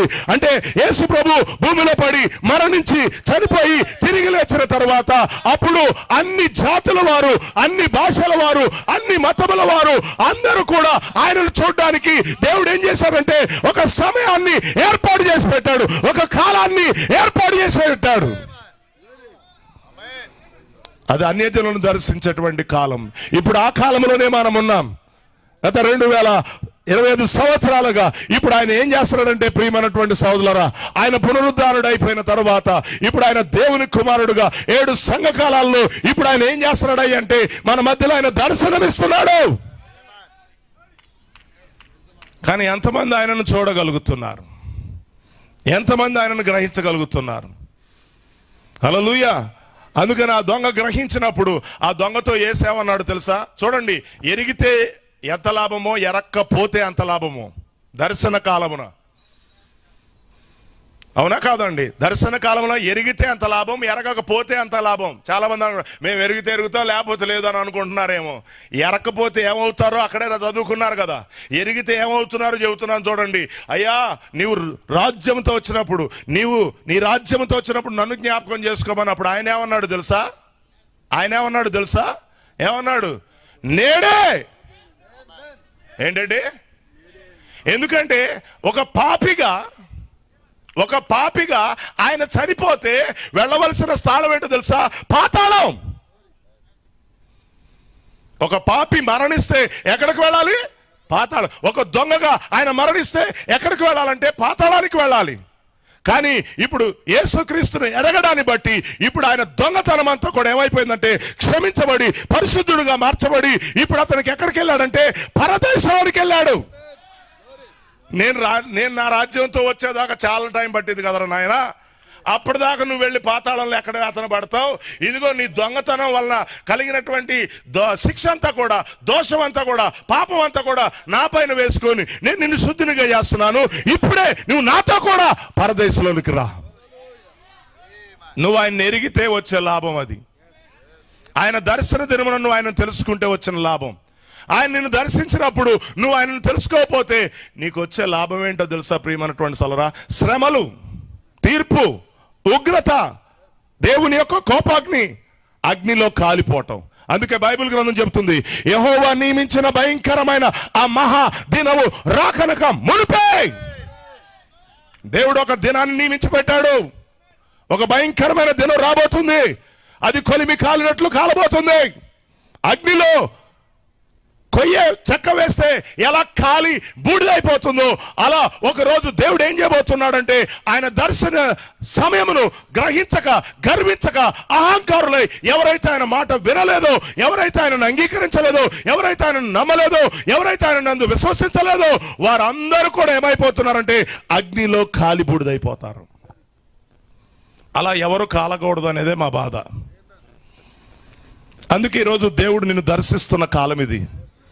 ఈరోజు ఇశ్రాయేల్ కాలం అయిపోయింది, వాళ్ళ దర్శన కాలం అయిపోయింది. వాళ్ళు ఆయనను చివరి దాకా కూడా ఏం చేయలేకపోయారంటే ప్రియమైనటువంటి సోదరా, అర్థం చేసుకోలేకపోయారు చాలా మంది. అర్థమవుతుందండి? అందుకే యెరూషలేము చూసి ఏడుతున్నాడు, యెరూషలేమా యెరూషలేమా నీకు ఎలాంటి గతి పట్టింది, రాయి మీద రాయి లేకుండా పోయే రోజు వచ్చింది నీకు అని అంటున్నాడు ఆయన. హల్లెలూయా.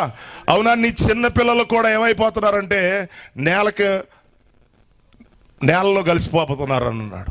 అంత భయంకరమైన పరిస్థితి ఎందుకు వచ్చిందంటే ఆయన వారిని దర్శించినప్పుడు వారు ఆయన్ని ఏం చేయలేకపోయారంటే ఎరగలేకపోయారు. దేవునికి స్తోత్రం కలుగును గాక. చూడండి, ఇశ్రాయేలు దర్శన కాలంలో ఇశ్రాయేలు వారిని ఆయనను తెలుసుకోకపోవడం బట్టి వాళ్ళకి ఎంత శ్రమ వచ్చింది. ఇశ్రాయేల్కి ఒక దేశం లేకుండా, ఇశ్రాయేల్కి ఒక పట్టణం లేకుండా, ఇశ్రాయేల్కి ఒక దాగుచోటు లేకోకుండా వాళ్ళు ఏమైపోయారంటే ప్రపంచ దేశాల్లో చెదిరిపోయారు. అఫ్ కోర్స్ దేవుని కృపను బట్టి ఇప్పుడు వారిని మరలా పోగు చేశాడు అనుకోండి, అది వేరే విషయం. కానీ ఇప్పుడు నేను మీతో చెప్పేది ఏంటంటే ప్రభు వారిని దర్శించిన కాలమును ఎరగకపోవడం అనేది అది ఎంత శ్రమ, ఎంత బాధ, ఎంత వేదన, ఎంత నష్టమో ఈరోజు మనం అందరం కూడా గ్రహించాలి. దేవునికి స్తోత్రం కలుగును గాక. అయితే ఇప్పుడు దేవుడు మన ఎడల చూపినటువంటి కృప నేను మీతో చెప్తున్నాను, జాగ్రత్తగా వినండి ప్రియమైనటువంటి. ఎందుకంటే ఈరోజు మనం అన్యజనులం. ఎంతమంది నమ్ముతున్నారు? అర్థమవుతుందండి? ఇజ్రాయేలీలు తప్ప మిగిలిన వాళ్ళందరూ కూడా ఎవరై అంటే అన్నిలే. నువ్వు ఏ కులం అన్న పెట్టుకో, ఏ గోత్రం అన్న పెట్టుకో, ఏ మతం అన్న పెట్టుకో, అది చిన్న కులమే కానీ పెద్ద కులమే కానీ మొత్తానికి నీ పేరేంటంటే నువ్వు అన్యుడివి. హల్లెలూయా. కానీ ఇప్పుడు దేవుడు మనకేం చేశాడంటే ఒక కాలాన్ని ఇచ్చాడు, మనకు కూడా ఒక కాలాన్ని ఇచ్చాడు. అందుకని ఇప్పుడు ఆయన మరణించి పాతిపెట్టబడి తిరిగి లేచిన తర్వాత ఇప్పుడు ఆత్మరూపిగా, ఎట్లా అండి? ఆత్మరూపిగా, దేవునికి స్తోత్రం కలుగును గాక, ఆయన మన మధ్యలో ఏం చేస్తున్నాడంటే కదలాడుతూ ఉన్నాడు. పెంతెకోస్తు దినము నాడు ఆయన 120 మంది మీదకి దిగి వచ్చాడు ఆయన. దేవునికి స్తోత్రం కలుగును గాక. ఇప్పుడు అన్యజనుల యొక్క కాలాలు 7 కాలాలు, ఎఫెసు నుండి లవోదికీయ వరకు. ఈ 7 సంఘకాలాలలో 7 దూతల ద్వారా, అవునా కాదా, ఇప్పుడు ఆయన ఏం చేస్తున్నాడంటే తన వాక్యాన్ని ప్రకటిస్తూ ఉన్నాడు. దేవునికి స్తోత్రం కలుగును గాక. బైబిల్ గ్రంథం చెబుతుంది 7 దీపస్తంభముల మధ్య ఆయన ఏం చేస్తున్నాడంటే సంచరిస్తూ ఉన్నాడు. ఎక్కడ సంచరిస్తున్నాడు ఆయన? ఇప్పుడు 7 దీపస్తంభాలు, 7 సంఘ కాలాల్లో. అంటే అన్యజనుల కాలంలో ఇప్పుడు ఆయన ఉన్నాడా లేడా? అర్థమవుతుందండి? ఆయన సంచరిస్తున్నాడా సంచరించట్లేదా? ఆయన నీకు దర్శనం ఇస్తున్నాడా దర్శనం ఇవ్వట్లేదా? ఆయన నీతో మాట్లాడుతున్నాడా మాట్లాడట్లేదా? ఆయన నిన్ను కలుసుకుంటున్నాడా కలుసుకుంటలేదా? అంటే కలుసుకుంటున్నాడు. కానీ నువ్వే ఆయన ఏం చేయలేకపోతున్నావు? చూడలేకపోతున్నావు. నువ్వే ఆయన ఏం చేయలేకపోతున్నావు? గ్రహించలేకపోతున్నావు. ఎందుకంటే ఇప్పుడు ఆయన మరొక రూపంలో ఉన్నాడు. అవునా కాదా? ఒక శిశువు రూపంలో వారి మధ్యకు వచ్చినప్పుడు వారు ఎలా అర్థం చేసుకోలేకపోయారు?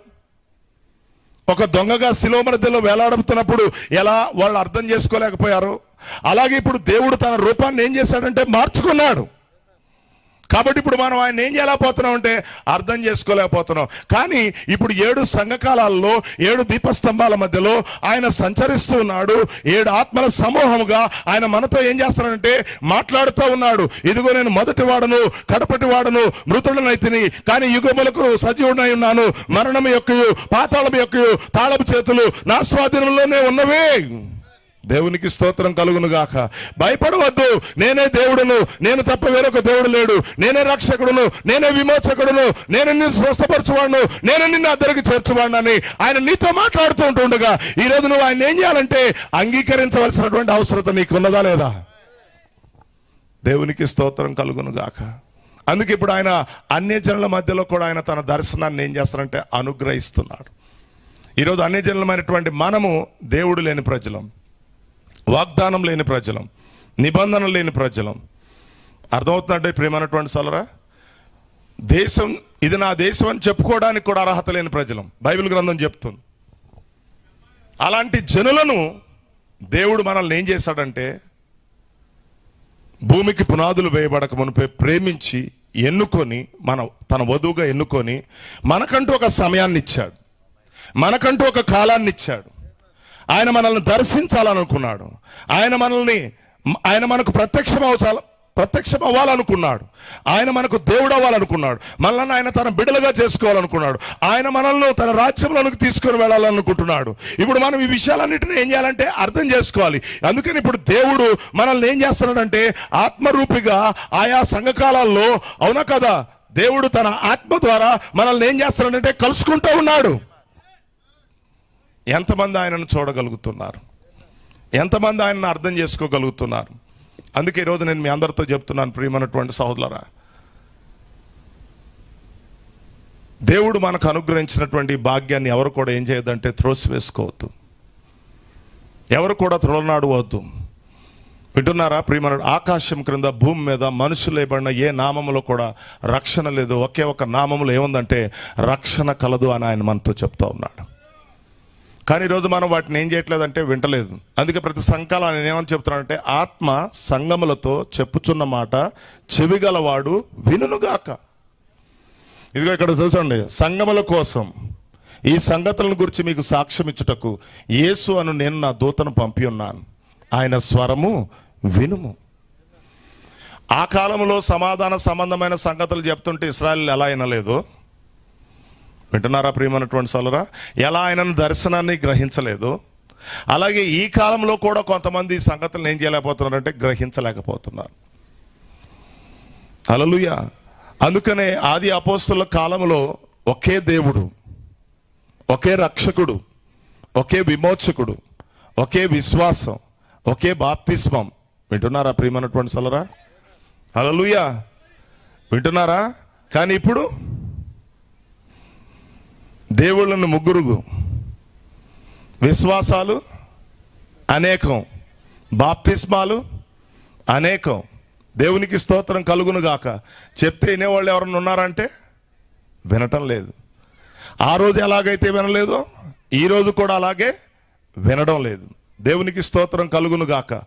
అందుకే ఈరోజు అన్యజనులమైనటువంటి మనల్ని కూడా దేవుడు ఏం చేశాడంటే మనకు దేవుడై, మనకు ఆయన రక్షకుడై, మనకు ఆయన విమోచకుడై, మనకు ఆయన స్వస్థపరచువాడై, అవునండి, మన పాపములను క్షమించి మనలో తన ఆత్మ నుంచి మనల్ని ఆయన ఏం చేశాడంటే నిత్య జీవానికి మనల్ని ఏం చేస్తారంటే ఆయుత్తపరుస్తున్నాడని ఈరోజు మనం అందరం కూడా ఏం చేయాలంటే గ్రహించవలసినటువంటి అవసరత మనందరికీ ఉంది.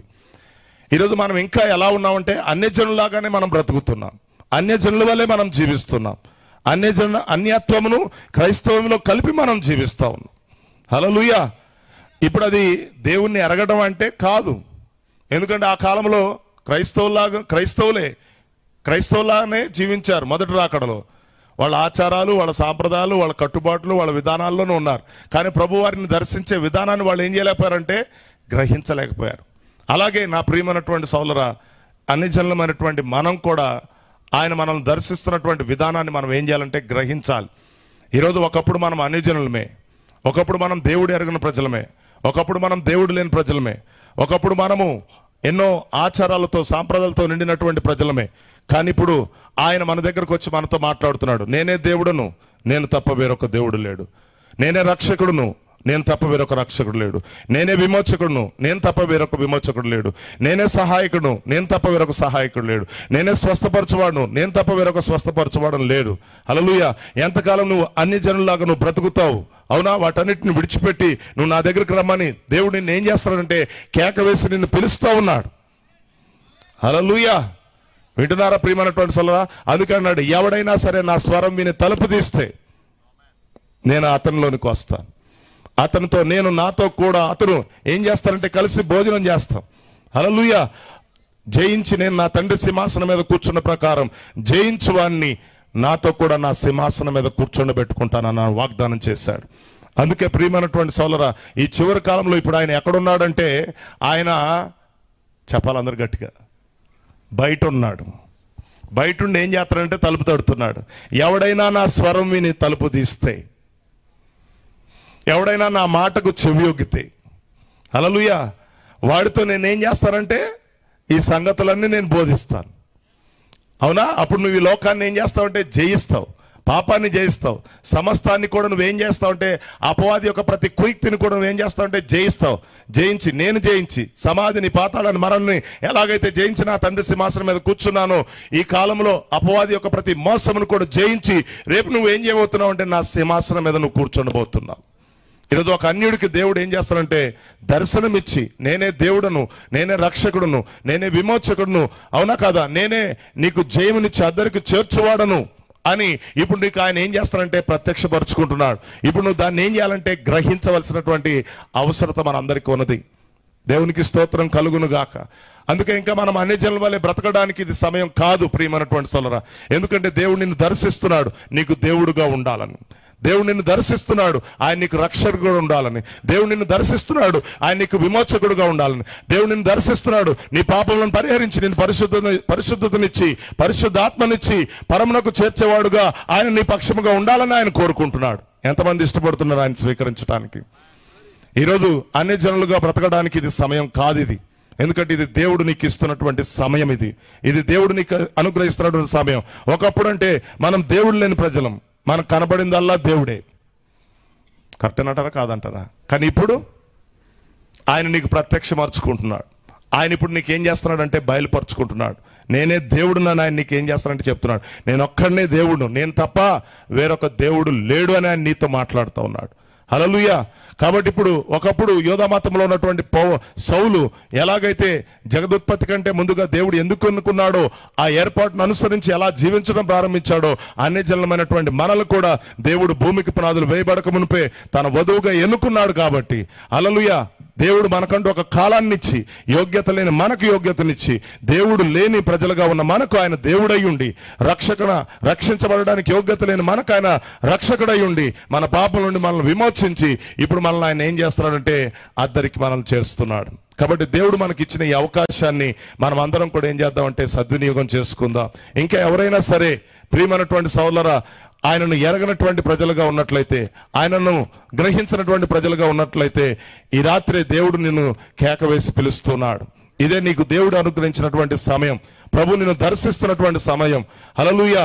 ఇదిగో ఆ మహోన్నతుడైన దేవుడే మానవుడికి లోకానికి దిగి వచ్చి మరణించి పాతిపెట్టబడి పునరుద్ధానుడై ఆత్మస్వరూపుగా ఇప్పుడు ఆయన మన మధ్యలో కదలాడుతున్నాడు. ఈరోజు నువ్వు గనుక ఆయన మాట విని మారు మనసు పొంది పశ్చాత్తాపడి పాప క్షమాపణ కొరకు ప్రభువైన యేసుక్రీస్తును బాప్తిసం పొందుకుంటే ఆయన తన ఆత్మని నీకు అనుగ్రహించడానికి సిద్ధంగా ఉన్నాడు.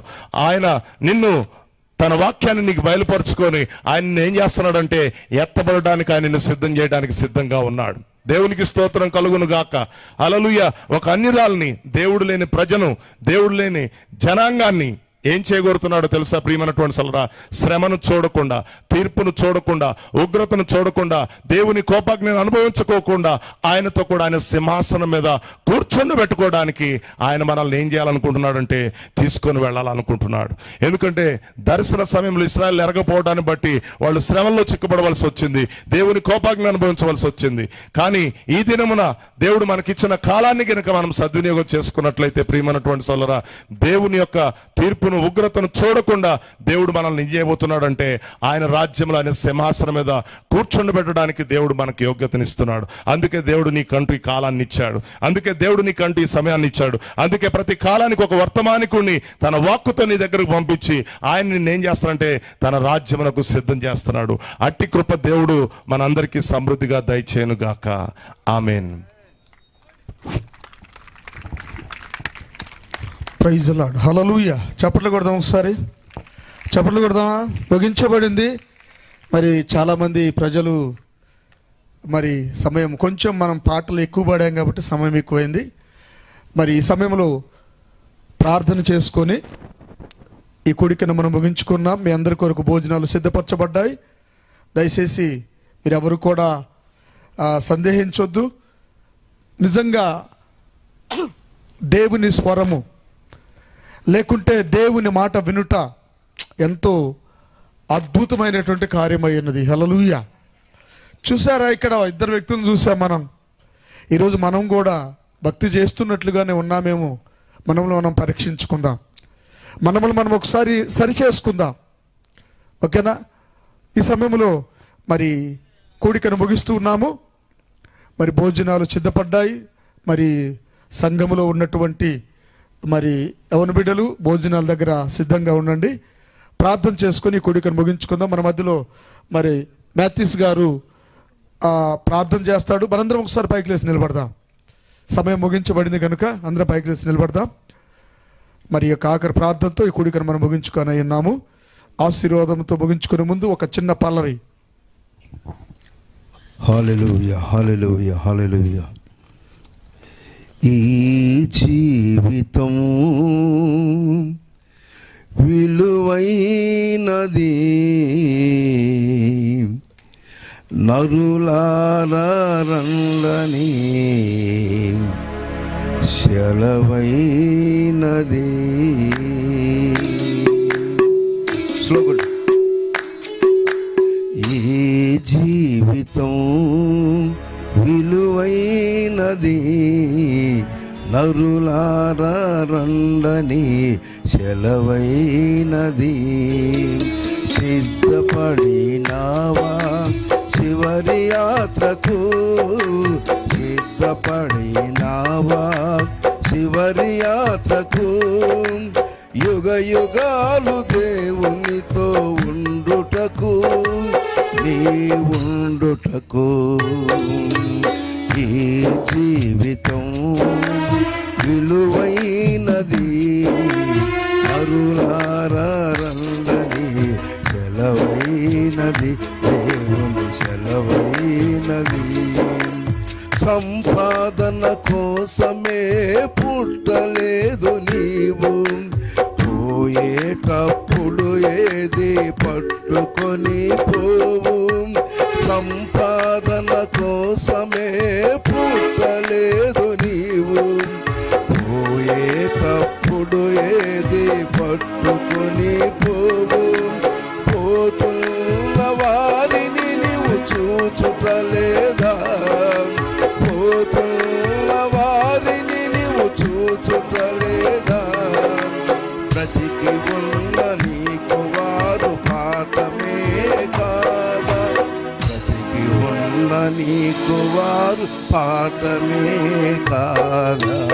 ఈ జీవితం విలువైనది, నరులారా రండని సెలవైనది, దేవుని సెలవైనది. మరణము రుచి చూడక బ్రతికే నరుడెవడు, కలకాలమి లోకములో ఉండే స్థిరుడెవడు. మరణము రుచి చూడక బ్రతికే నరుడెవడు, కలకాలమి లోకములో ఉండే స్థిరుడెవడు. చిన్న పెద్ద తేడా లేదు మరణానికి, చిన్న పెద్ద తేడా లేదు మరణానికి. కుల మతాలు అడ్డం కాదు దేవుని పిలుపుకి, కుల మతాలు అడ్డం కాదు దేవుని పిలుపుకి. ఈ జీవితం విలువైనది,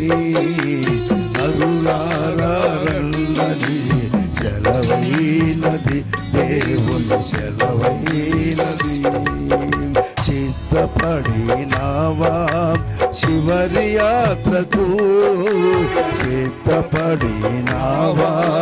చివరి యాత్రకు యుగ యుగాలు దేవునితో ఉండుటకు, నీ ఉండుటకు. ఈ జీవితం విలువైనది, నరులారన్నది సెలవైనది, దేవుని సెలవైనది. మహాపరిశుద్ధుడా దేవాధిపతి యేసయ్య, నీ పరిశుద్ధ నామానికి వెలలేని స్తుతులు స్తోత్రాలు. ఈ గ్రామాన్ని ప్రేమించి మీ దాసుడి ద్వారా, మా బస్తస్థముల సహోదరుడు కేపా గారి ద్వారా ప్రభా ఈ యొక్క గ్రామానికి రక్షణ సువార్త నిలిపించాలని, సత్యాన్ని బోధించాలని, తెలియజేయాలని ప్రభా